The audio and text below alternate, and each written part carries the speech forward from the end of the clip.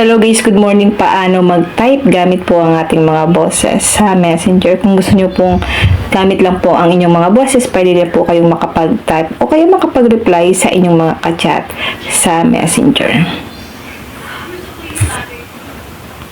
Paano po ba yun guys ginagawa? Open lang natin ang ating Messenger app at ilagin po natin ang ating account.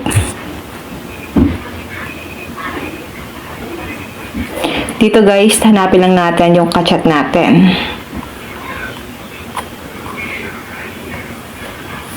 Pwede niyo po itong gawin guys once na pagod na kayo at may nag-chat sa inyo na importante at ayaw niyo po magpa-type ng type. Pwede niyo pong gamitin ang inyong mga boses para makapag-reply kayo sa inyong mga ka-chat.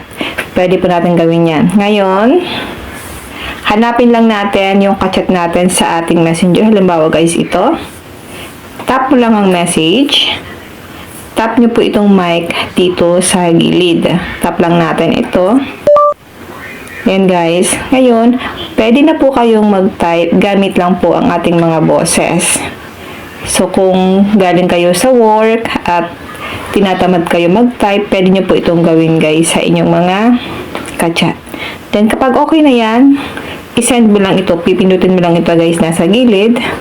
Then, masasend na po yan sa inyong mga ka-chat. Ganun lang po guys kadali kung paano po natin gagamitin ang ating boses sa pag-type. Or gamit lang po ang ating mga boses, pwede na po tayong makapag-reply or makapag-chat sa ka-chat natin dito sa Messenger. Yun lang guys, sana po may natutunan kayo sa ating video. Huwag nyo na pong kalimutan na i-follow ako at i-share ang ating video para malaman din po ng iba kung paano po mag-type gamit po ang ating mga boses. And now, thank you for watching. God bless you all.